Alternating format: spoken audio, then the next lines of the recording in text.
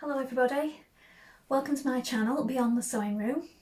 So I'm Diane and today I'm going to be sharing with you a make from Burda September. So in previous video I shared the magazine and what I intended to make out of it, and I've already done a couple of sew-alongs for things from it already. And today I'm going to be making these trousers, these casual trousers.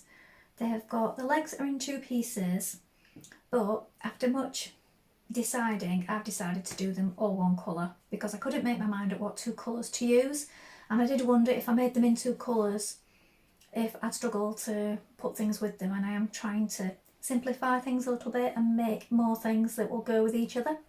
So I'm sticking to a plain blue today, but if I like it I may do this in future for the summer. I love this combination, but I just don't think this will work for the autumn winter months because out walking the dogs all the time I will get a lighter colour splashed at the bottom, and I don't really want to go for two strong colours together, so I may do this at a later date. But for today I'm just using blue, but I am still doing it as two sections, and then I can still have the nice top stitching detail going on down the leg. So that's what I'm making today, and it's, the trousers are 108, so it's Burda September 2023. If you haven't got this you can probably still get your hands on it. I know they can be back ordered. So that's what I'm making. I've got all my pieces cut out here, and it's sort of a linen sort of blend that I'm using. It's this shade of blue. So it's a navy or a dark blue. There's lots of different shades of navy, aren't there? This one has got more of a blue colour to it. I have got another navy that I thought about using, but that was heading towards black. So I thought I'd go with this one. And again, this is using up fabric that I was gifted quite a while ago. If you watched one of my previous channel, I did a fabric haul that I was gifted. Somebody very kindly gave me a load of fabrics that belonged to her late mother. And I've contacted her a few times and told her about bits and bobs that I've made, and she said she'd like to know. So she was really pleased. She said she was really happy that it had gone to someone that would use it, and her mum would be really pleased about that, so that's nice.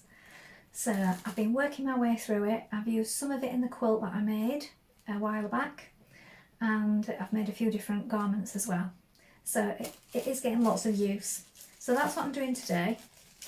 I may not get it all finished in one sitting. I'm going to have a good go at it this afternoon, and then we're off out for tea later, so I may have to break off then. So I'll just show you the pieces that I've got cut. So the reason my paper has grids on it this time is because when you cut from a bought paper pattern, sometimes there's loads of extra paper with it and they just grid it off to one side. I don't tend to throw that away. I tend to keep it, put it to one side, and then if need be tape it together for use on patterns that I trace off. So none of it gets wasted. So that's what I've used, and then I've just drawn my own markings on, as you can see.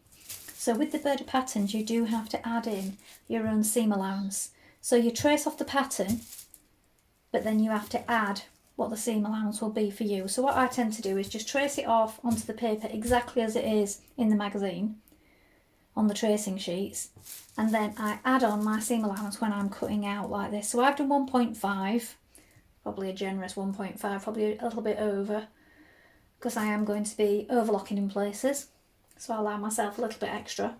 And then I've marked on my markings, so we've got darts, the pocket placement. This is the grain line here, and on this one it's this way, the fly. So we've got two upper back pieces, two upper front pieces, and then we have the lower legs, which are these pieces. So we have two like this,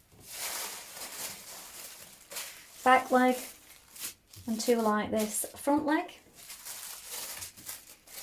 And then the pockets are this shape, that's a rather unusual shape. And then that has a facing to it, so to each of those.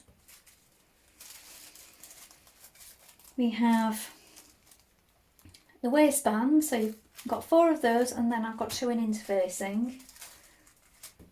And then we've got the back waistband. So this bit is cut on the fold like this. I've cut that twice, and I've also cut one in interfacing. And then we've got the back pockets, which look like this. We've got 2 of those. So that's all my pieces. I've changed up my overlocker to a darker colour, and I've changed up my threads ready. So I always think it's best to get all your little jobs out of the way first of all if you can. So with this particular make, I think it's the back pocket, so it's these pieces. So if you overlock or zigzag around all the way around the outer edges and then press down this facing bit here. So we're going to press it to the right side of the fabric, stitch down either side, snip it off, turn it through, push out those corners and top stitch across, and then that's our back pockets ready. You can also press in this seam allowance all the way around on the remaining edges. So do that first of all, and then that's that job out of the way. I'm going to stitch my dart on either side of my back pieces. So you've got your notches that you bring together here, right sides facing. You've got your marking here, so you're just working towards it in a V shape, a gradual V shape.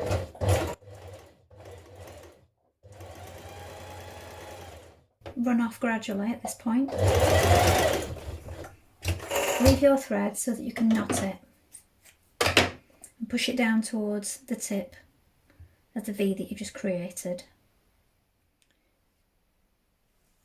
After you've sewn in your darts, pin your pockets in position at your marked places. So on either side you have markings here and here, which you should have transferred. And now we're going to stitch around the edge of the pocket. You can use a decorative thread if you wish.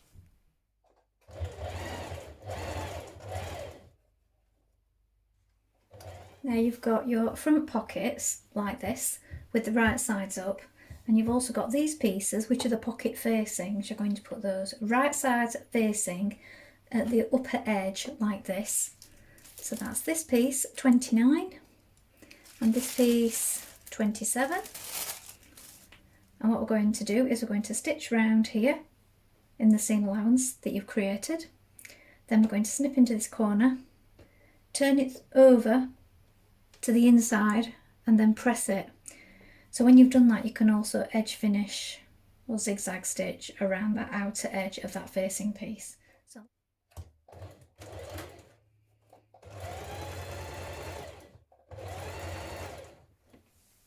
now pin your front pockets on at the places marked. Now I find it's best if you do one and then just remark your markings on the other piece as a pair. So here is the inside where you put your hand in your pocket. This goes up to the edge here, this to the top, and then this is going to be turned in, and also this part, and we're going to top stitch that down. Now I'm sewing the bottom trouser legs on to each trouser leg piece, so obviously if you've done this in a different colour this will be a contrast. Mine are the same.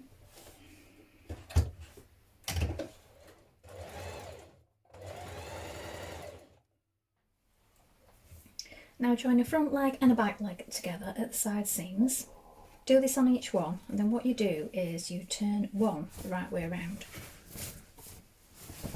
So I'll sort my seam finishes off after, because I want to try it before I do that. And then when you've got one the right way around like this, you're going to place it inside the other one with the inside legs facing. This is the best way to do it. Match those up. So I've not edge finished yet because I want to try it on and just check the fit before I do any of that. Then when we've done that, we're going to stitch from this point here, which is the front, just below where the zipper's going to go. Black tack there, I'm going to stitch all the way around that curve so that you're joining together up the back, under the bottom. When you've done that, just try it on and just check that it fits. You might need to make any adjustments before you do your finishing. So I'm now stitching up the front with the two sides of the fly me. I'm just stitching with a large stitch just to close this up for now while I just put the zip in. Right, so I've pinned my zip in on the inside, look. You line it up with the centre where you've just pressed that open, what you've just stitched. And we're just going to stitch down this side with our zipper foot. So I've flipped it over so that that part's out of the way. I'm just stitching up the side of the zip. Now I've unpicked my central stitching now, but you can leave it stitched while you do this. But what you do is you pull your zip over to the other side, and now you're going to stitch down this edge, again keeping the trousers loose. Stitch down this edge of your zipper.